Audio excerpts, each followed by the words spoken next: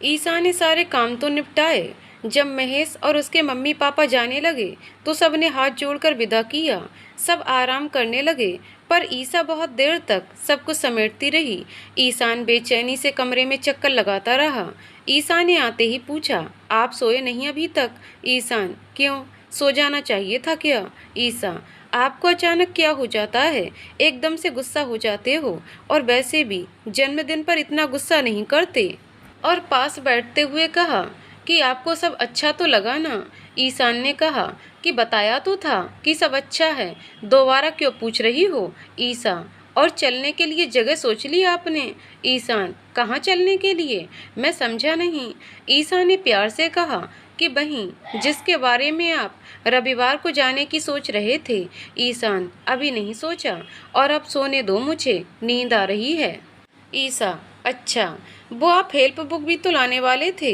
ईशान, हाँ मैं भूल गया, और तुमने भी तो याद नहीं दिलाया। ईसा, जी असल में मैं भी भूल गई। ईशान, तुम महेश को क्यों नहीं कह देती? ईसा, मैं उन्हें क्यों कहूँगी भला, वो क्या मेरी नौकर हैं? ईशान ने चिढ़कर कहा कि आज भी तो उसे ही कहा था केक लाने को। और छोड़ो ये सब, मुझे नींद आ रही है। ईसा मन में, बहुत ही सिरफिरे हो आप, अब मैं भी बात नहीं करूँगी। अगले दिन ईशान ने ईसा को 2 बार कुछ पूछा, तो ईसा ने भी जवाब नहीं दिया। इस बात से नाराज ईशान भी बिना नाश्ता किए ही चला गया। शाम को आया तो पता चला कि इंटरव्यू में पास हो गया है और अगले हफ्ते ट्रेनिंग पर जाना है। सब बहुत खुश हुए, पर साथ ही इस बात पर दुखी हुए कि ईशान अब चला जाएगा और पता नहीं कब आएगा। पाठक जी ने संभल कर कहा कि बेटा बस अपना ध्यान रखना, और जब मौका मिले तो फ़ोन करते रहना, मुझे तो तुम पर अभिमान है। दीपा जी भी खुशी के आंसू बहाती हुई ईशान को गले लगा रही थीं और आशीर्वाद भी दे रही थीं, और दूर खड़ी ईसा को ये समझ ही नहीं आ रहा था कि वह खुश हो या दुखी, क्योंकि बहुत लंबा समय अब अकेले तय करना था। उसकी आंखों से कुछ मोती निकले, जिसे उसने झटके से साफ कर लिया। सबके लिए चाय नाश्ता रखकर जब जाने लगी तो दीपा जी ने कहा कि ईसा बेटा, आज हलवा बना लेना, आज बहुत बड़ी खुशी का दिन है। ईसा ने ईशान की तरफ देखते हुए कहा, जी माँ, सच में बहुत बड़ी खुशी का दिन है, मैं बना लूँगी। ईशान उसकी पीड़ा समझ तो रहा था, पर अंदर से वह भी इतना ही व्याकुल था, बस दिखा नहीं रहा था। रात को अपने कमरे में ईशान ने ईसा को कहा, तुमने मुझे बधाई नहीं दी, क्या तुम खुश नहीं हो? ईसा, आपको क्या लगता है? ईशान, लगता तो ये है कि तुम नाराज हो। ईसा, पर नाराजगी में तो आप गए थे। ईशान, पर तुम मनाने की बजाय खुद ही नाराज हो जाती हो, कभी तो मना लिया करो। ईसा, जी मुझे मनाना नहीं आता। ईशान, तो ठीक है, वैसे भी अब तो तुम अकेले मज़े से रहना, ना मैं नाराज होऊंगा ना तुम्हें मनाना पड़ेगा। ईसा, हाँ ये तो है, और अपनी आंखों के कोर साफ करने लगी। ईशान ने उसे गले लगाते हुए कहा कि तुम मुझे भूल तो नहीं जाओगी? ईसा, हो सकता है, वक्त का क्या भरोसा, और आप? ईशान, पर मैं तो नहीं भूलूंगा, हमेशा दिल में तुम्हारी याद रहेगी। ईसा, चलो ये भी ठीक है, कम से कम दूर रहकर याद तो करोगे।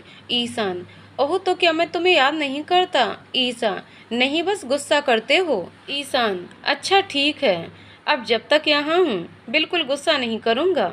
ईसा, पक्का? ईशान, बिल्कुल पक्का, और कल शाम को ही हम घूमने चलेंगे, तुम तैयारी कर लेना। 3 दिन बाद वापसी करनी होगी, क्योंकि फिर मुझे भी जाने की तैयारी करनी है। ईसा, पर जाना कहाँ है? ईशान सोचते हुए बोला, ज़्यादा समय तो नहीं है, पर शिमला, जो पास भी है और अच्छा भी है, वहीं चलते हैं। ईसा, ठीक है। अगली सुबह तो ईशान ऑफिस कुछ औपचारिकता पूरी करने चला गया, और जाते हुए माँ पापा को अपना प्रोग्राम भी बता गया। शाम को महेश घर आया और दीपा जी और पाठक जी को बधाई दी। ईसा ने उन्हें मिठाई खिलाई और सबके साथ बैठ गई। तभी कुछ देर के लिए दीपा जी अंदर चली गईं और पाठक जी थोड़ा दूर जाकर फ़ोन करने लगे। महेश ईसा से बातें करने लगा और कहा कि ईसा जी, आप तो बिल्कुल याद ही नहीं करती। ईसा, जी असल में समय ही नहीं मिलता। महेश, और पढ़ाई कैसी चल रही है? कोई मदद चाहिए हो तो बता देना। ईसा एकदम से बोली, अरे हाँ, असल में मुझे कुछ किताबें लानी थीं। मैंने इन्हें बोला तो था, पर समय नहीं मिला। महेश, तो तुम मुझे फ़ोन कर देती, मैं अब तक ले भी आता। तभी ईशान अंदर आया और ईसा की कही बात भी उसने सुन ली थी। उसका दिमाग फिर से घूम गया और उसके सामने बैठते ही बोला कि हाँ यार महेश, मैं तो अपनी पत्नी का ख्याल ही नहीं रखता, तुम ही ला देना। ईसा, नहीं ऐसा तो नहीं है, वो तो बस मैं समय के लिए कह रही थी। ईशान, जो भी है, पर मैं लाया तो नहीं ना। और गुस्से से ईसा को देखने लगा।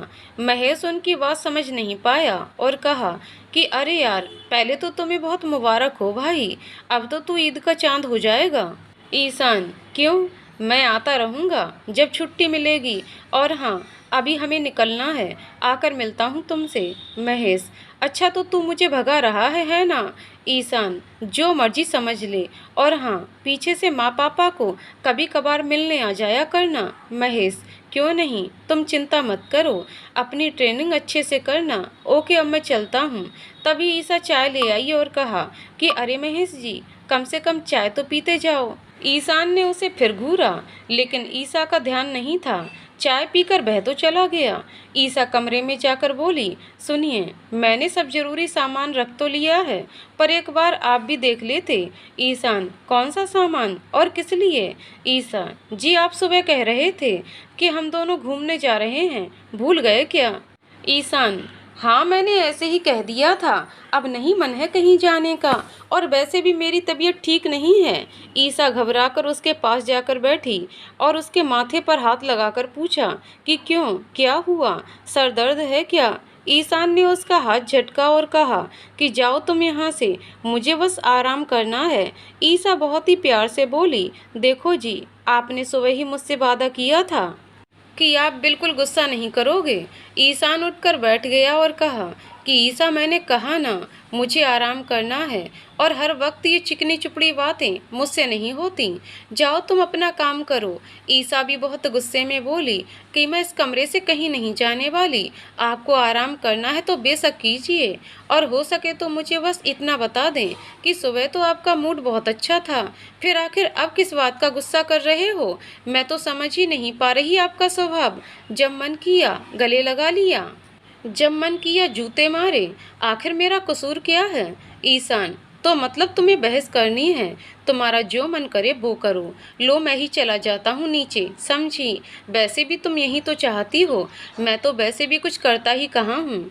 ईसा, आज आप बात बीच में छोड़कर नहीं जाओगे? ईशान, क्यों, तुम मुझे रोकोगी? वाह। ईसा, जी हाँ, कहकर दरवाजा बंद करके उसके सामने खड़ी हो गई और कहा कि पहले बात बताओ, फिर जहाँ मर्जी जाओ।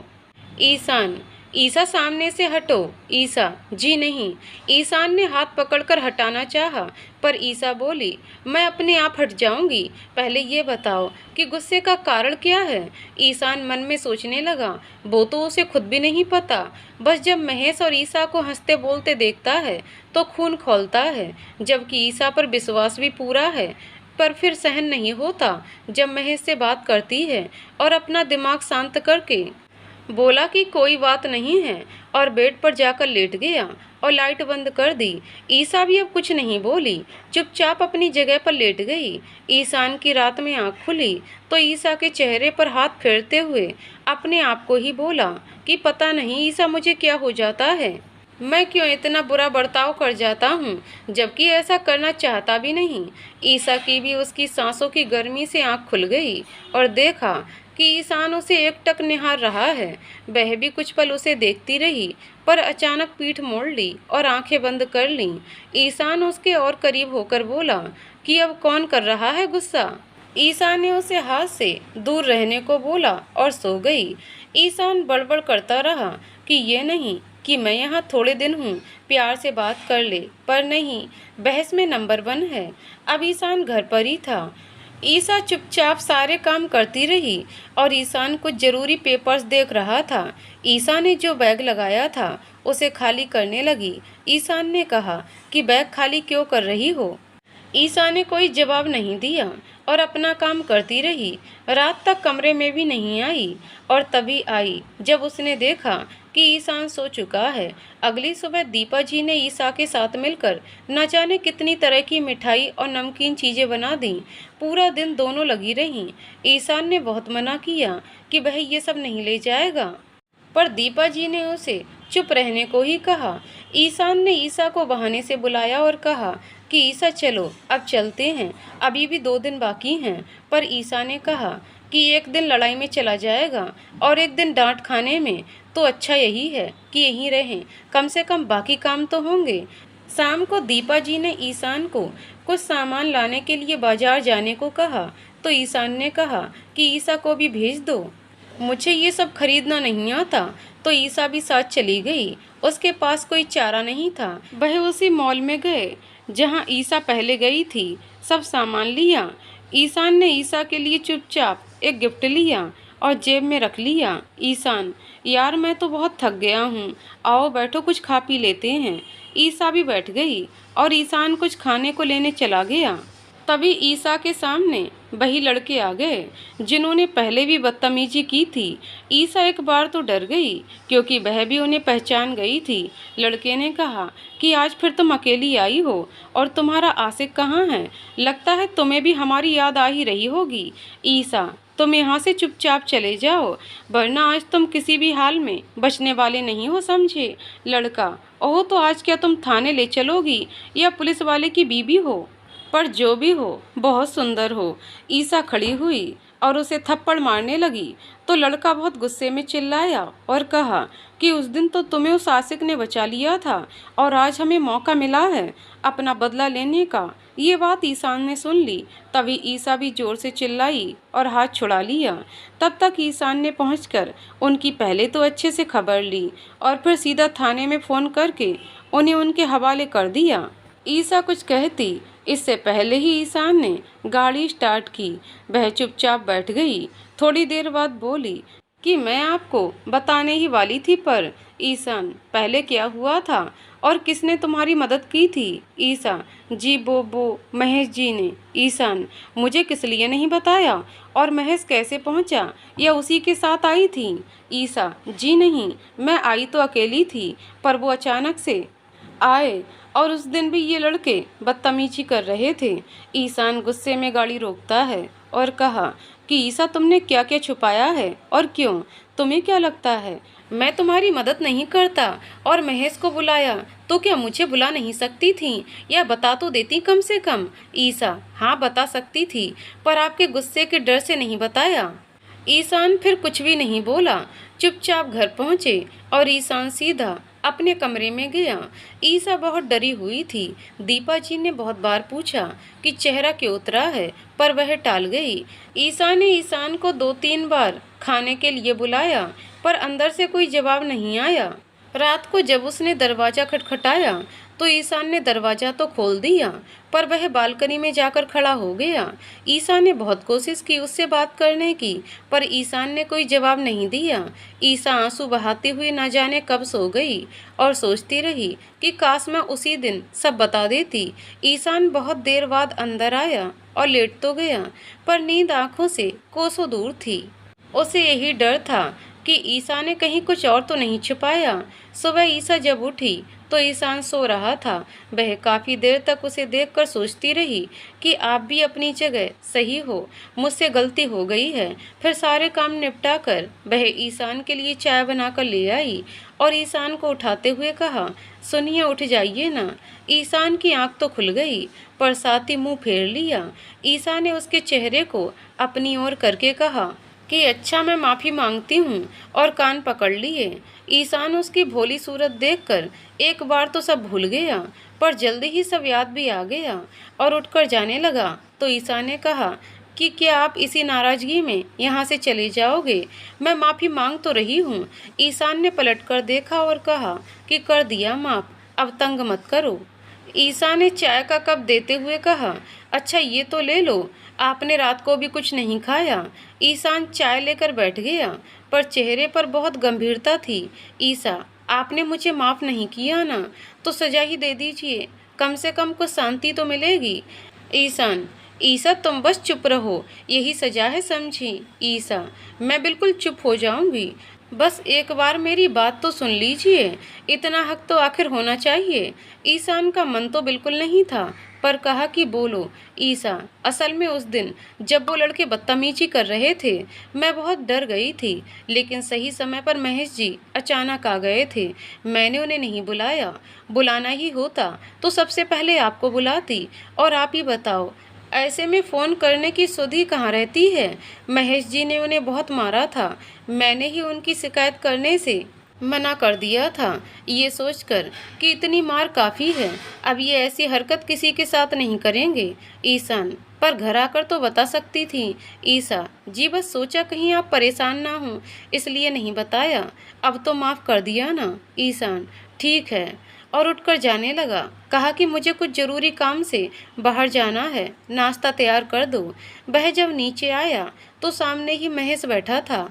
उसे देखते ही बोला कि अरे ईशान, जरा ईसा जी को बुला दो, वो मैं किताबें लाया हूँ, देख लेंगी कि ठीक है या नहीं। ईशान, पर इतनी सुबह सुबह ऐसी भी क्या जल्दी थी। महेश, अरे मैं तो कल ही ले आया था, पर देर हो गई थी इसलिए नहीं आया, कि तुम ये ना कहो कि रात को आ गया। ईशान, तुम रख दो यहीं, वो अभी बिजी है, बाद में देख लेगी। महेश, ठीक है मैं चलता हूँ, पापा भी इंतजार कर रहे हैं।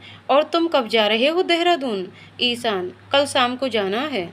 महेश, अच्छा ठीक है, हो सके तो चलो शाम को कहीं मिलकर खाना वाना खाते हैं, फिर ना जाने कब टाइम लगेगा। ईशान, हाँ मैं बता दूंगा, अगर प्रोग्राम बना तो। कुछ देर तक वहीं बैठा रहा। उधर ईसा को नहीं पता था कि महेश घर आया था। वह महेश को फ़ोन करती है, कहा कि महेश जी, वो दोनों लड़के कल फिर से मिल गए थे और गलत बोल रहे थे, तो इन्होंने उन्हें थाने पहुंचा दिया और पिटाई भी खूब की। महेश, अच्छा ये तो बढ़िया हो गया। ईसा, मैं आपको इसलिए बता रही हूँ कि इन्हें कल पता चल गया है कि पहले भी वो मिले थे और आपने मुझे बचाया था, इसलिए ये अगर आपसे कुछ पूछें तो बता देना, मतलब आप समझ गए ना मैं क्या कहना चाहती हूँ, मुझे विश्वास है। महेश, हाँ ईसा जी मैं समझ गया। फ़ोन रखकर ईसा जैसे ही मुड़ी तो ईशान सामने खड़ा था और आंखों से आग उगल रहा था। ईसा, जी आप, मेरा मतलब कुछ भूल गए क्या। ईशान, हाँ भूल तो गया था, और कुछ सामान लेकर बाहर निकल गया। ईसा फिर परेशान हो गई कि अब इन्होंने पता नहीं क्या समझ लिया और क्या नहीं। ईशान ट्रेनिंग पर चला गया, पर ईसा से बिना बोले उसके दिमाग में बस यही बात घर कर गई थी कि ईसा उससे ज़्यादा महेश पर विश्वास करती है। उधर ईसा को एक एक पल बिताना भारी लग रहा था। जब भी फ़ोन करती तो मिलता ही नहीं, अब घर में बिल्कुल मन ना लगता, घर के ज़रूरी काम करते ही बस पढ़ने बैठ जाती। महेश ने एक दो बार फ़ोन किया, पर ईसा ने नहीं उठाया। 20 दिन कब बीत गए पता ही न चला। ईशान भी अपनी ही जिद में फ़ोन नहीं करता, हालांकि अपने माँ पापा से जब मौका मिलता तो बात कर लेता था। ईसा बहुत उदास रहने लगी, उसे यही लग रहा था कि ईशान ने उसे दिल से अभी तक माफ़ नहीं किया। ऐसा भी कौन सा बहुत बड़ा गुनाह कर दिया, लेकिन वह फ़ोन करती रहती। एक दिन ईशान ने बात तो की, बस हाँ हूँ में ही की।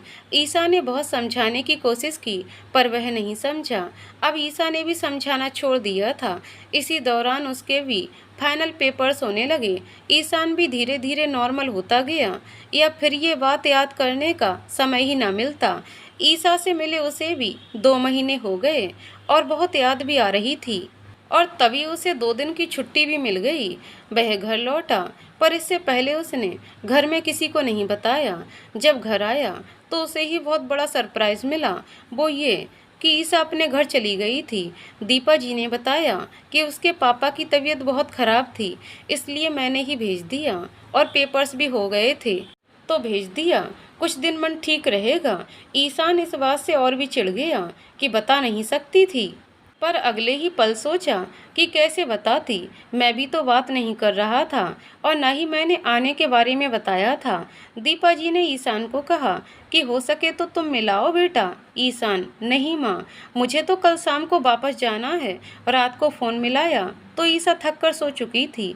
उसने सुबह फ़ोन देखा तो तुरंत फ़ोन मिलाती है। ईशान, कहाँ हो तुम। ईसा, जी घर पर, और कहाँ। ईशान, झूठ फिर झूठ। ईसा, जी घर पर ही हूँ, बस फर्क ये है कि अपने पापा के घर हूँ। पर आप ऐसा क्यों कह रहे हो? ईशान, क्योंकि मैं अभी घर पर ही हूँ, कल दोपहर को आया था, पर तुम तो गायब थीं। ईसा की आंखों से आंसू निकल आए और कहा कि आप बता नहीं सकते थे कि आपको आना है। ईशान, पर उससे क्या होता? पापा की तबीयत भी तो ठीक नहीं थी और मेरा प्रोग्राम अचानक से बना। ईसा, अब पापा कुछ ठीक हैं, बुआ भी यहीं हैं, मैं आती हूँ। ईशान, कोई फ़ायदा नहीं। ईसा, क्यों? ईशान, क्योंकि मुझे थोड़ी देर में निकलना है और शाम तक रिपोर्ट देनी है। ईसा कुछ नहीं बोली और फ़ोन रख दिया। ईशान लौट गया और सोचा कि अगले महीने सालगिरह है तो आने की कोशिश करेगा। ईसा कुछ दिनों बाद घर लौटी और मेज पर एक गिफ्ट मिला जो ईशान छोड़ गया था, जो उसने पहले खरीदा था। उसमें उसके लिए एक लॉकेट था।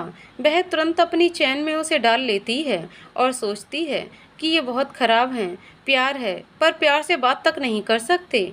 ईशान बेचारा बुझे मन से लौट तो गया, पर उसे सब कुछ खाली खाली सा लग रहा था।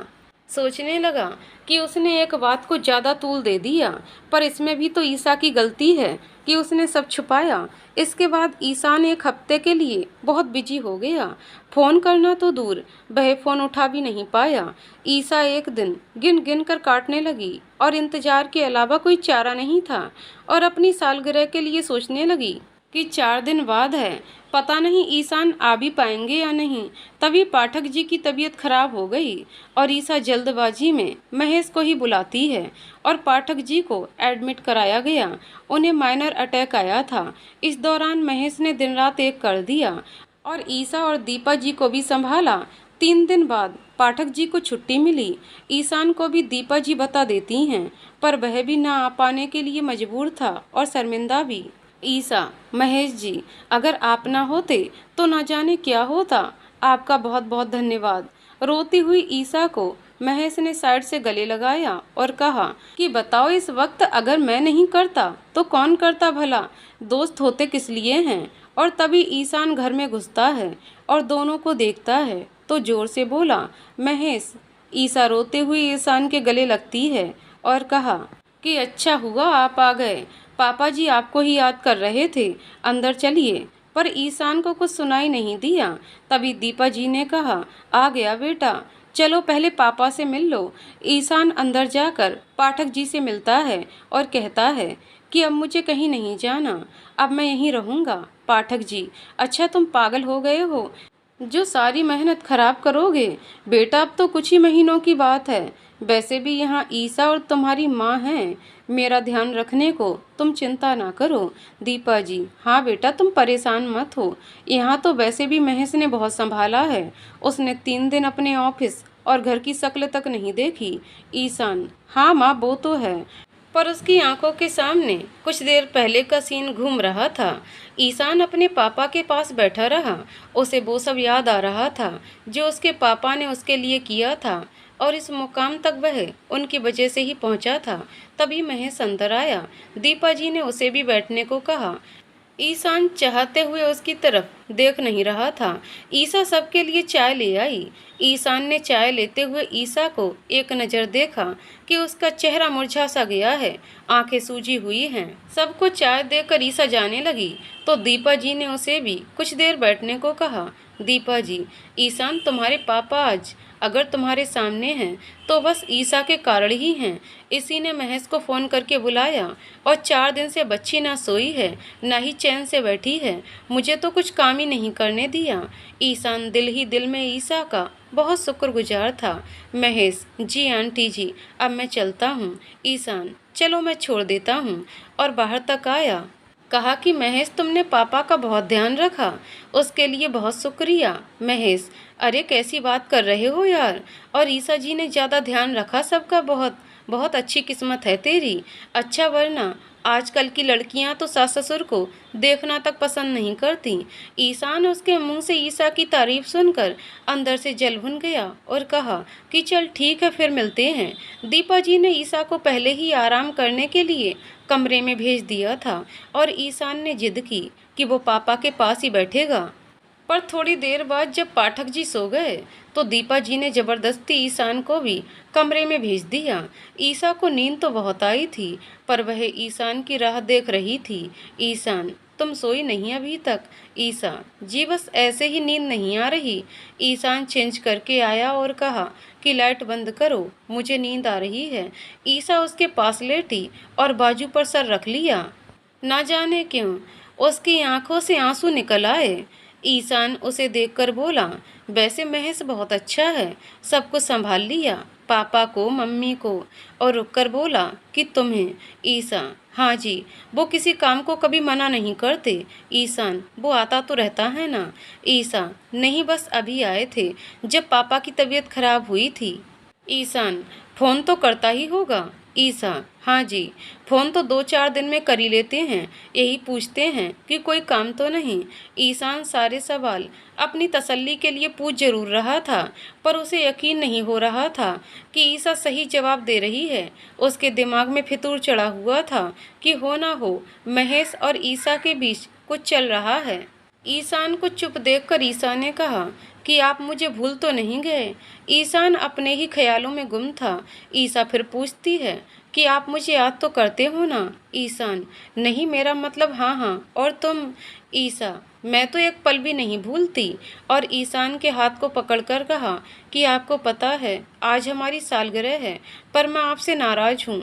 आप पहले आए थे तो मिलकर भी नहीं गए, ना ही फोन पर बात करते हो। वह बोले जा रही थी। जब उसे ईशान का कोई जवाब नहीं आया तो देखा कि वह तो सो चुका है। उसके माथे को चूमकर कहा कि शेर सिंह सो भी गए और मैं हूँ कि बात किए जा रही हूँ, पर कोई ना। ईशा भी सोने के लिए पलटी।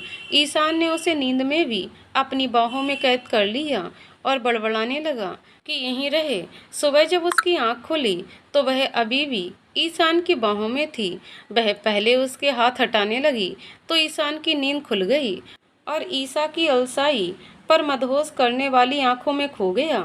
ईशा, मैं आपसे रात बात करती रही, लेकिन आप तो न जाने कब सो गए।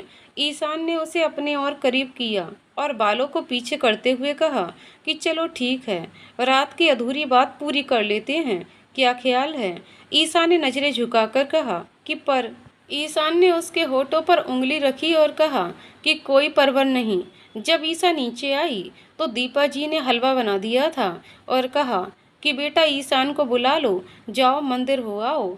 ईशा बुलाने गई तो ईशान ने सारी अलमारी फैला रखी थी और बोला कि ईशा देखो यार, कोई चीज़ नहीं मिल रही। ईशा, जी पर सामान तो सारा वहीं का वहीं है, आपको चाहिए क्या, मुझे बताइए।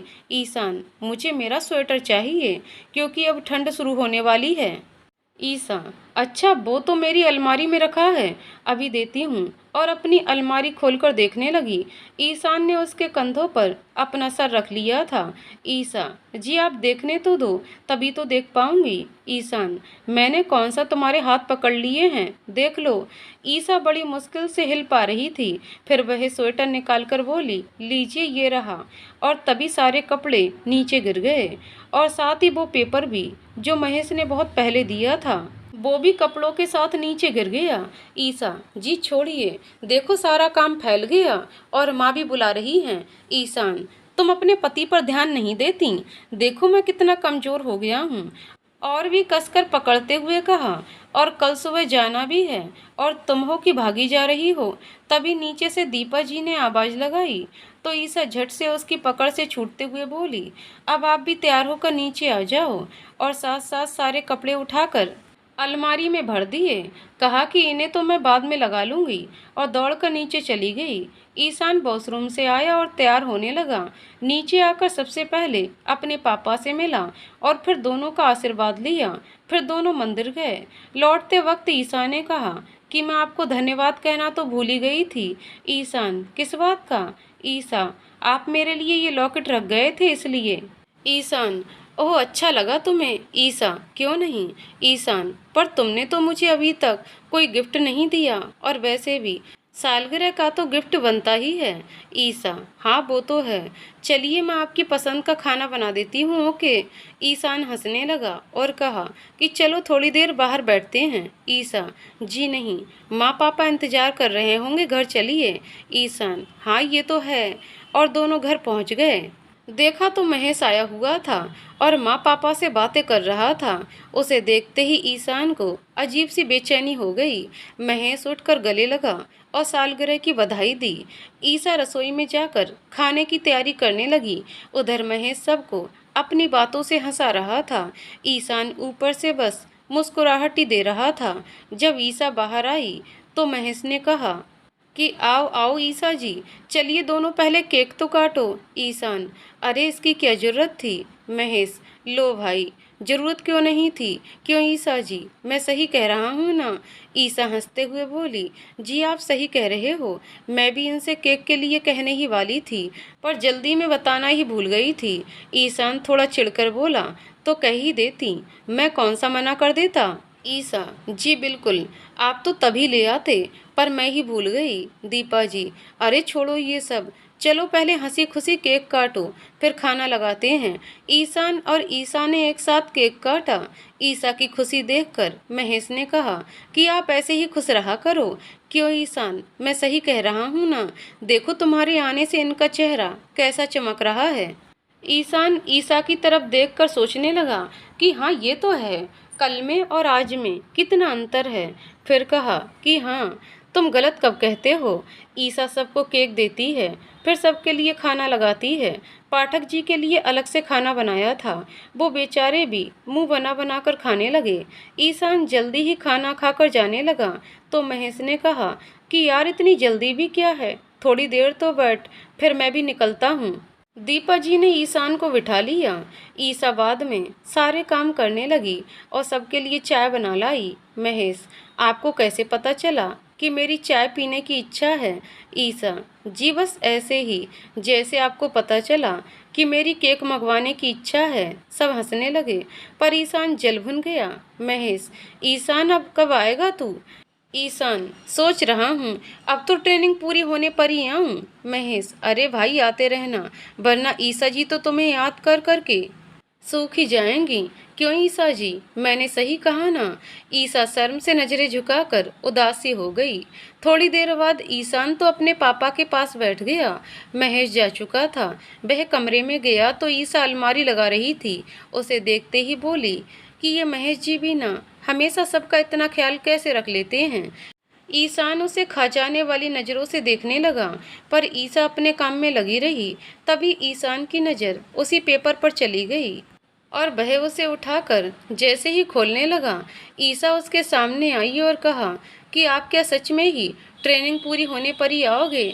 ईशान थोड़ा पीछे हटकर पेपर अपनी जेब में डाल लेता है और कहा कि हाँ, बार बार आना मुश्किल है, तुम अपना और माँ पापा का ध्यान रखना, और मैं भी पैकिंग कर लेता हूँ। ईसा ने कहा कि ठीक है, पर मुझे मत भूल जाना। ओके।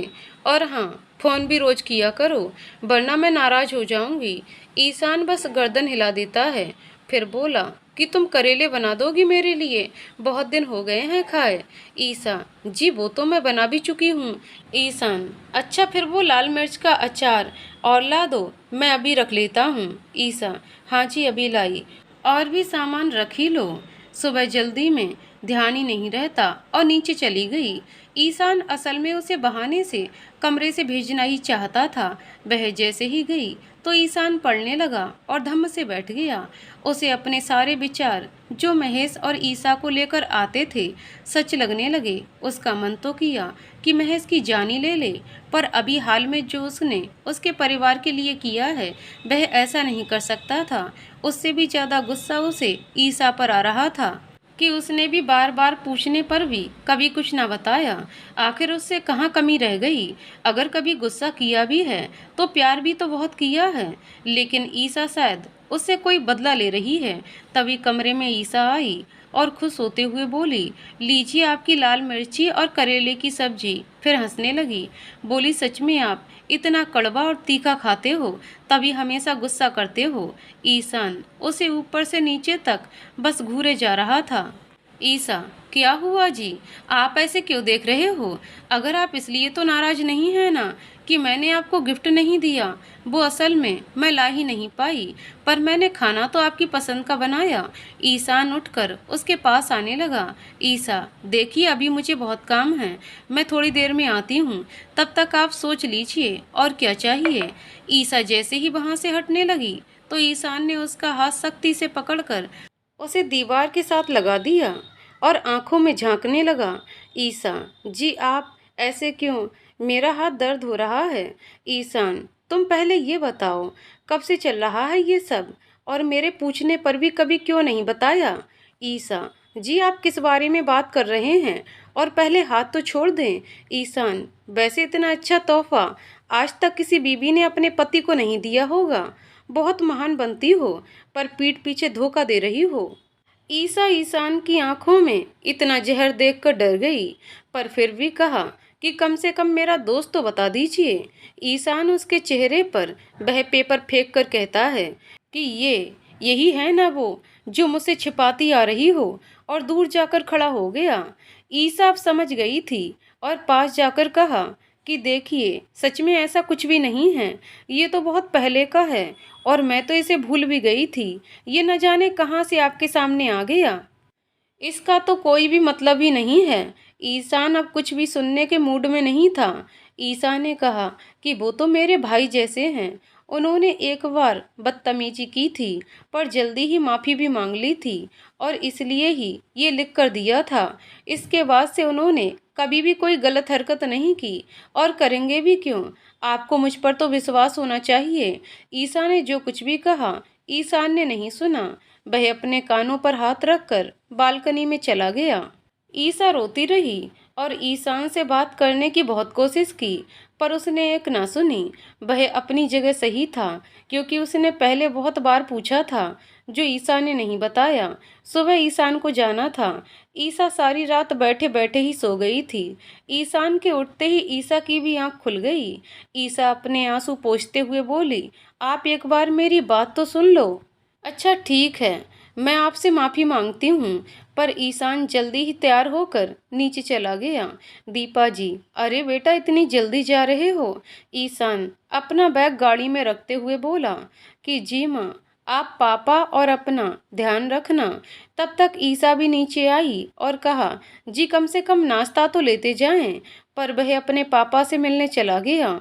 उन्हें बहुत समझाया कि अपना खान पान का ध्यान रखें और हल्का फुल्का व्यायाम जरूर करते रहें।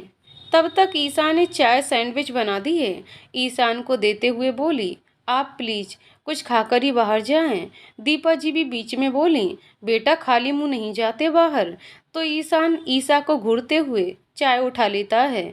ईसा उसे बिनती वाली नज़रों से देखती है, पर ईशान मुंह फेर कर बाहर निकल गया। ईसा बेचारी बेसुध सी चुपचाप सब काम करती रही। दीपा जी ने उसे देखा तो सोचा कि ईशान के इतना जल्दी जाने से बेचैन है, पर वह भी कहाँ कुछ जानती थी। रात को ईसा ईशान को फ़ोन मिलाती है, पर बहुत बार कोशिश करने पर भी नहीं मिला। हार कर वह सो गई। अगले दिन भी न जाने कितनी बार उसने फ़ोन मिलाया, पर जब ईशान ने उसे ब्लॉक ही कर दिया हो तो फ़ोन कैसे मिलेगा। 15 दिन बीत गए, पर दोनों की कोई बात ना हुई। अब ईसा ने भी करना छोड़ दिया था। उसने अपने आप को घर के कामों में बिजी कर लिया, लेकिन अंदर से टूट चुकी थी। वह चाह कर भी कुछ नहीं कर सकी। एक दिन महेश का फ़ोन आया तो ईसा ने जानबूझकर नहीं उठाया। ऐसे करते करते बहुत दिन हो गए तो महेश थक गया उसे फ़ोन करके, पर ईसा ने एक बार भी नहीं उठाया। एक शाम दीपा जी पाठक जी को टहलने के लिए बाहर ले गईं तो महेश आया। उसे देखते ही ईसा वापस दरवाज़ा बंद करने लगी तो महेश ज़बरदस्ती अंदर घुस आया और कहा कि ईसा, ऐसी क्या बात हो गई? फ़ोन करना तो दूर, तुम तो उठाती तक नहीं, और अब घर में भी आने नहीं दे रही। सब ठीक तो है ना? ईसा, आप यहाँ से चले जाइए अभी। महेश, बिल्कुल नहीं, पहले आप कारण बताइए, फिर मैं अपने आप चला जाऊँगा। ईसा, मैं नहीं बता सकती, बस आप चले जाओ और आइंदा मत आना यहाँ। महेश ने उसे कंधे से पकड़कर झकझोर दिया और पूछा, ईसा क्या हुआ है? बताओ मुझे अभी। ईसा कुछ नहीं बोलती और रोने लगी। महेश, जब तक तुम मुझे नहीं बताओगी मैं यहाँ से कहीं भी नहीं जाने वाला। और आंटी अंकल जी कहाँ हैं? वो दोनों ठीक तो हैं ना? ईसा चुप बैठ गई और उसके हाथ पांव कांपने लगे। महेश भी बहुत चिंता में खड़ा रहा। उसने सोचा कि अभी ईसा को कुछ भी पूछना उसकी तबीयत खराब करना है। पहले उसे पानी पिलाता है। और कहा कि ईसा जी, मैं ऐसे बात बीच में तो नहीं छोड़ सकता, लेकिन शायद ये सही वक्त नहीं है। तभी बाहर से एक आवाज आई कि महेश, मुझे लगता है अभी तो चलना ही ठीक रहेगा। महेश, हाँ मैं अभी आया, तुम गाड़ी में बैठो। और हाँ ईसा जी, मुझे कल सारे सवालों के जवाब चाहिए। ईसा, अब जाइए प्लीज। महेश, हाँ जा रहा हूँ, पर बस इसलिए कि तुम कह रही हो। पर एक वादा करो कि कल तुम मिलकर सब कुछ बताओगी। ईसा कोई जवाब नहीं देती और धीरे से खड़ी होकर महेश के जाते ही दरवाजा बंद कर लिया और तब तक रोती रही जब तक उससे रोया गया। उधर महेश बहुत बेचैनी में था कि आखिर ऐसा हो क्या गया है जो वह दुखी भी है पर बता भी नहीं सकती। ईसा भी जल्दी ही नॉर्मल हो गई क्योंकि माँ पापा भी आने ही वाले थे। और जब वो आए तो ईसा फिर वही खुश रहने का नाटक करने लगी। रात की नींद तो गायब हो चुकी थी रोते रोते। अपने आप न जाने कब नींद आती उसे पता भी न चलता। उधर ईशान अपनी ट्रेनिंग में जी जान से जुटा था। जब मौका मिलता माँ पापा से तो बात कर लेता, पर बहुत थोड़ी देर के लिए। ईसा को अनब्लॉक करने के लिए बार बार उंगलियां उठती, पर दिल का तूफान जल्दी ही ऐसा करने से रोक देता। उसे ये भी मालूम था कि ईसा बहुत परेशान हो रही होगी, पर दिल उतना ही उसे पीछे कर लेता। और वो सब याद आता जब वह ईसा से पूछता तब भी वह टाल जाती। यही चीज उसे नागवार गुजरती। अगली सुबह ईसा भूल गई थी कि महेश क्या कह गया था। दोपहर तक ईसा को महेश का 2 बार फोन तो आया था, पर उसने फोन देखा तक नहीं। फिर दीपा जी ने कहा कि बेटा मुझे बाजार जाना है, लेकिन तुम्हारे पापा कह रहे हैं कि मुझे घुमाने पार्क ले चलो। ईसा, जी माँ, वो बिल्कुल सही कह रहे हैं, आप ऐसा ही करो, मैं चली जाती हूँ बाजार। आप बताइए क्या लाना है। दीपा जी सब बता देती हैं। और ईसा सब सामान लेकर लौट रही थी। वह ऑटो का इंतजार कर रही थी। तभी एक लड़की ने उसका हाथ पकड़ा और कहा, ईसा जी मुझे आपकी मदद चाहिए। कि आप 10 मिनट मेरे साथ वहाँ सामने कैफे में चल सकती हैं। ईसा, पर आप काम तो बताइए। लड़की, जी वो तो वहीं पर पता चलेगा, आइए मेरे साथ। ईसा उसके साथ चली गई, ये सोचकर कि इतनी सुंदर सी लड़की को आखिर उससे क्या मदद चाहिए होगी। वह उसके साथ जाकर बैठी तो सामने ही महेश भी था। ईसा तुरंत उठने लगी तो लड़की ने कहा कि ईसा जी, आपने वादा किया था कि आप मेरी मदद करेंगी। ईसा, जी आप काम तो बताइए। महेश चुपचाप ईसा को देखकर समझने की कोशिश कर रहा था और उसके बदलते भावों को पढ़ रहा था। ईसा वहां महेश को देखकर बोली, आप यहाँ कैसे? और लड़की की तरफ देखकर कहा कि आप कौन हैं और मुझे यहाँ क्यों लेकर आई हैं।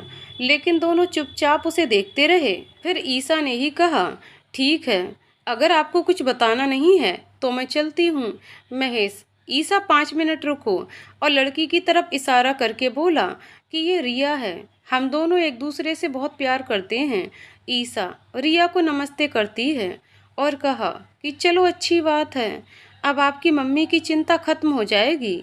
महेश, हाँ वो तो है, मैं रिया को कल तुम्हारे घर भी लाया था तुमसे मिलाने के लिए, पर तुम परेशान थीं इसलिए नहीं मिलाया। ईसा, अच्छा, और खामोश हो गई।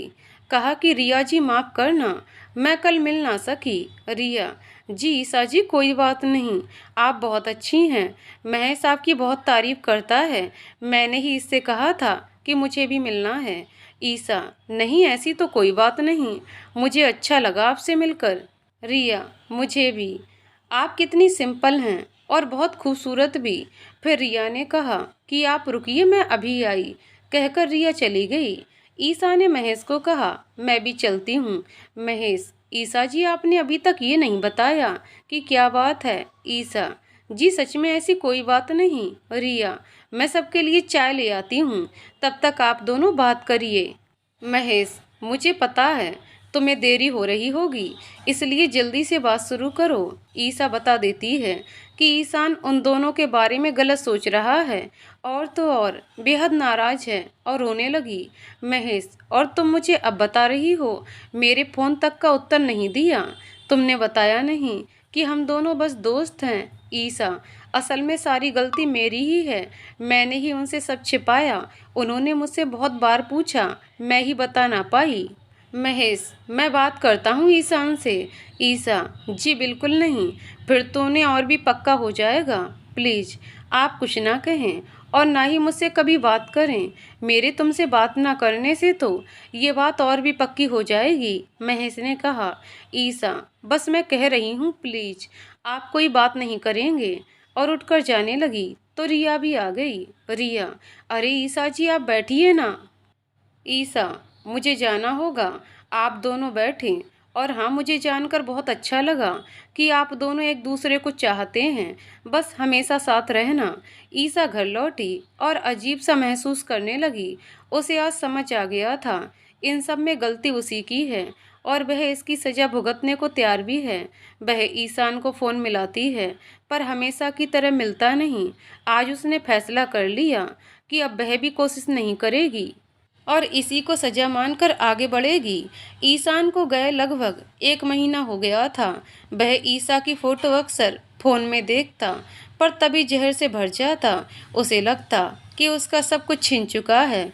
ईसा सुबह दीपा जी के साथ बैठकर नाश्ता कर रही थी और अचानक से वह मुंह पर हाथ रखकर वॉशरूम में भागी। दीपा जी भी पीछे पीछे गईं।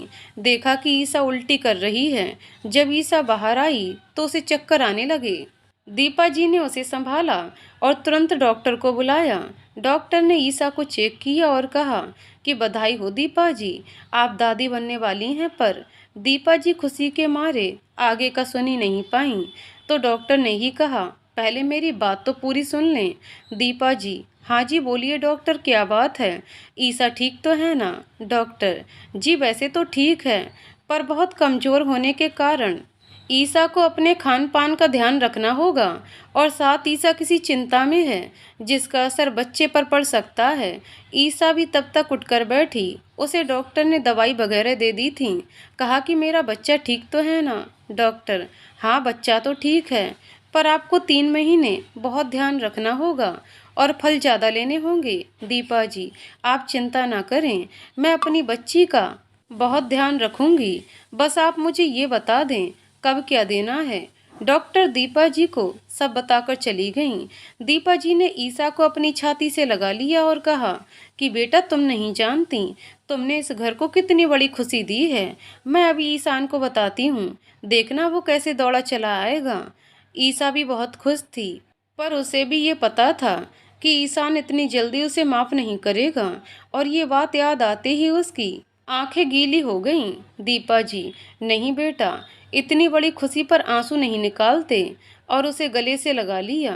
कहा कि अब तुम्हें इस कमरे से बाहर कदम तक नहीं रखना, सब कुछ यहीं पर मिलेगा समझी। और दूसरी बात, कोई भी चिंता नहीं करनी। ईसा, नहीं माँ, पर मैं सारा दिन कमरे में अकेली क्या करूँगी? और मैं अब ठीक हूँ दीपा जी, बस मैंने कह दिया ना, तुम वैसा ही करोगी। ईसा, जी मैं ठीक है।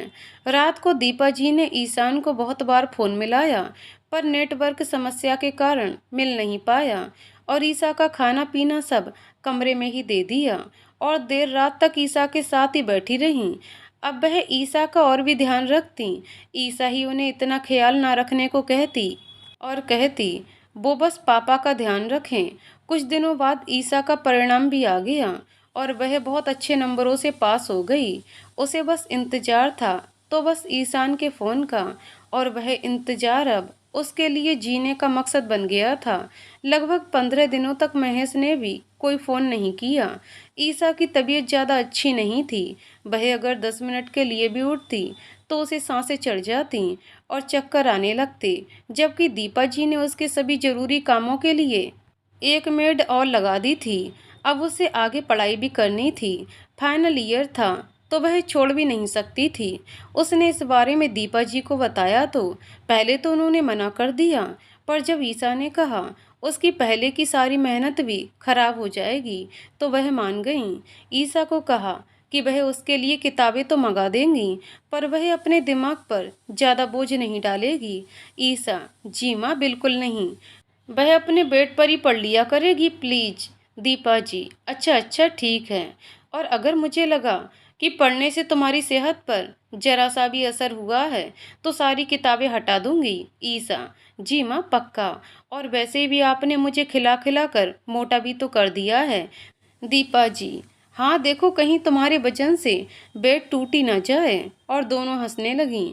दीपा जी ने ईसा से पूछा कि क्या उसने ईशान को बता दिया है।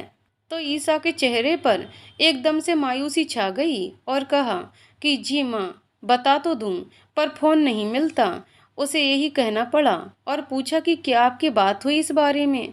दीपा जी: नहीं बेटा, बहुत दिनों से बात नहीं हुई। फिर एक दिन ईसा कमरे में धीरे धीरे टहल रही थी, तभी दरवाजे पर नॉक हुई तो देखा कि महेश हाथ में बड़ा सा किताबों का बंडल लिए खड़ा था और कहा कि क्या मैं अंदर आ सकता हूँ। ईसा धीरे से कहती है: जी आइए। महेश सब सामान रखकर बोला कि कैसी हैं आप। ईसा: जी मैं ठीक हूँ। और आप कैसे हैं? रिया कैसी है? महेश: हम दोनों ठीक हैं, पर आप ये ना समझें, मैं अपने आप आया हूँ। मुझे तो आंटी जी ने कहा तो मैं मना नहीं कर पाया। ईसा: पर आप सफाई क्यों दे रहे हैं? महेश: ताकि आपको कुछ और ना लगे। ईसा: जी मुझे तो पहले भी कुछ ऐसा नहीं लगा, और बात तो बस उनके बुरा मानने की है। महेश: चलो खैर, जो भी है, आप अपना ध्यान रखना। वैसे तो आप शायद मुझे नहीं कहोगी, लेकिन फिर भी मैं यही कहूँगा कि अगर कभी कोई ज़रूरत हो तो बता देना। और मैं आपको फिर कहता हूँ कि एक बार मुझे ईशान से बात करने दें, शायद सारा मसला हल हो जाए और उसकी सारी नाराज़गी भी दूर हो जाए। ईसा: जी अभी तो कम से कम रहने दें, जब वह आएंगे तब देखेंगे कि क्या करना है। महेश: ये सब तुम कह रही हो तो मान लेता हूँ, पर मुझसे आपकी परेशानी देखी नहीं जाती, इसलिए चलता हूँ। ईसा: जी ठीक है, आपका धन्यवाद, और रिया का भी ध्यान रखना। ईसा ने अब पढ़ाई करनी शुरू कर दी, पर उसे बहुत कमजोरी महसूस होती।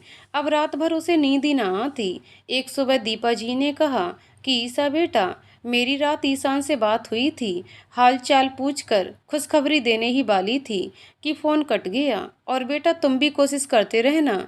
ईसा अब उन्हें क्या बताए कि वह तो बात करने को तैयार है, परंतु वह करे तब ना।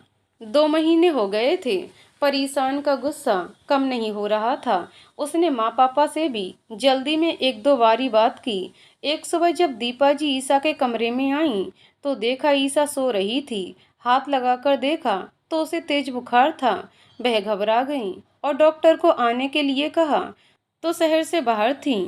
पाठक जी भी गाड़ी अब नहीं चला सकते थे और न ही घर से कोई दवाई दे सकती थीं। हार कर वह महेश को बुला लेती हैं। वह तभी आकर दीपा जी के साथ ईसा को लेकर अस्पताल जाता है। ईसा को एडमिट करवा के बाकी सब भी संभाल लेता है। 2 घंटे बाद ईसा की हालत कुछ सुधरती है। दीपा जी का रो रो कर बुरा हाल हो जाता है। पाठक जी भी यहाँ वहाँ चक्कर लगाते रहे।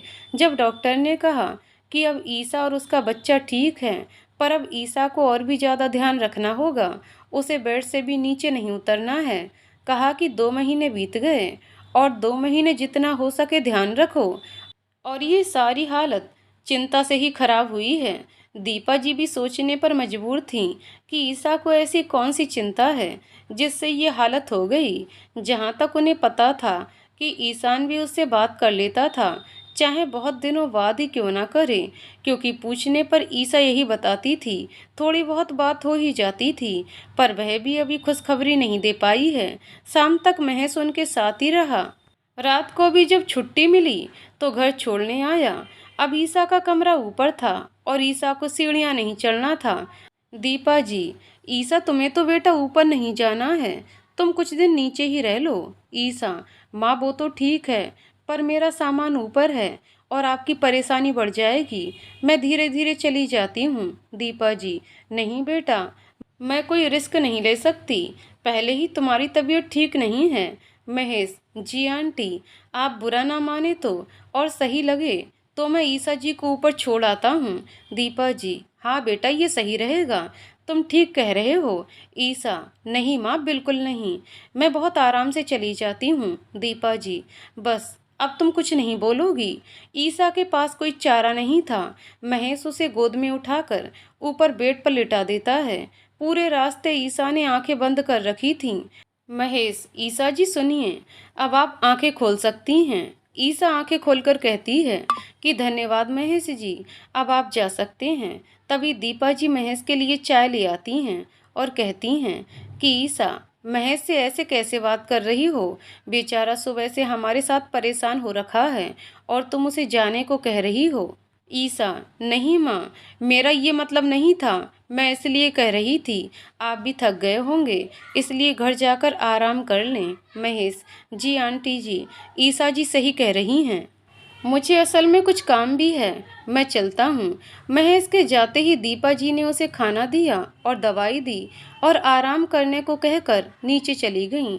आज ईसा को ईशान बहुत याद आ रहा था। उसे लग रहा था कि इस वक्त काश वो उसके साथ होता और खुशी का भागीदार बनता। वह पता नहीं क्या सोचकर फिर उसने फ़ोन मिलाती है और जैसे ही बेल गई वह खुशी से उठकर बैठ गई। पर आज भी ईशान ने फ़ोन नहीं उठाया। लेकिन उसे इस बात की खुशी थी कि कम से कम ईशान ने उसे अनब्लॉक तो किया और इसी खुशी में उसे नींद भी अच्छी आई। जब ईशान देखता है कि ईसा का फ़ोन आया था तो सोचने लगा कि बात करूं या ना करूं, लेकिन फिर सोचा जब अनब्लॉक कर दिया है तो बात कर लेता हूं। पर उसका दिमाग मान नहीं रहा था। उसे रह रहकर ईसा के झूठ याद आ रहे थे। पर दिल ने कहा कि चलो एक बार करता हूँ कि ऐसा क्या कहना है, और करता है। ईसा तभी सोकर उठी थी। वह तुरंत फ़ोन उठा लेती है और कहा, हेलो, गुड मॉर्निंग। पर ईशान ने कोई जवाब नहीं दिया। ईसा, जी आप कब तक नाराज़ रहेंगे? ऐसे तो मैं मर ही जाऊंगी। ईशान, ये बताओ रात फ़ोन क्यों किया था? मुझे तुमसे कोई बात नहीं करनी। ईसा, लेकिन अनब्लॉक तो इसीलिए किया ना। ईशान, उससे तुम्हें कुछ लेना देना नहीं समझी, मैं रखता हूँ। ईसा, आप कैसे हैं और कब आ रहे हो? ईशान, बस यही पूछना था। ईसा, नहीं कुछ और भी बताना है आप असल में। ईशान, जल्दी बोलो। ईसा, जी आप पा। तभी फ़ोन कट गया और दोबारा नहीं मिला। ईसा को इतने वक्त बाद इसी बात की खुशी थी कि इतनी बात तो हुई। दोपहर को महेश का भी फ़ोन आया और पूछा कि अब कैसी है तबीयत। तो ईसा बस ठीक हूँ कहकर फ़ोन रख देती है। अब वह और भी परेशान थी कि आराम कर कर के थक गई थी। सोचने लगी ऐसे तो वह और भी बीमार हो जाएगी। कमरे में थोड़ा बहुत टहलने की कोशिश भी करती तो सर घूम जाता। पूरा दिन बैठे बैठे हालत खराब हो जाती। दीपा जी उसे हिलने भी ना देती और रेगुलर चेकअप भी कराते रहते। एक रात वह सो रही थी और बीच में ही खांसी हुई तो पानी पीने उठी तो देखा कि ईशान पास में ही सो रहा है। ईसा को यकीन नहीं होता और चेहरे को छूती है और कहती है कि आप सच में हो। ईशान गहरी नींद में था।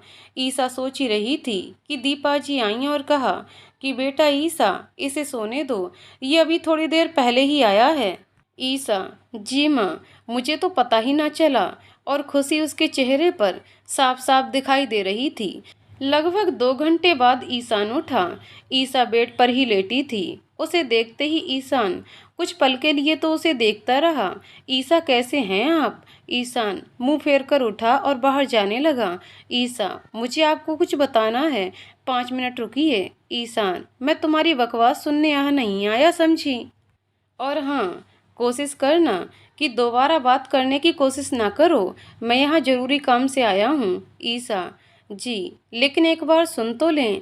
ईशान गुस्से में बाहर निकल गया। दीपा जी, अरे ईशान बेटा, उठ गए तुम, और अब तो बहुत खुशी का मौका है।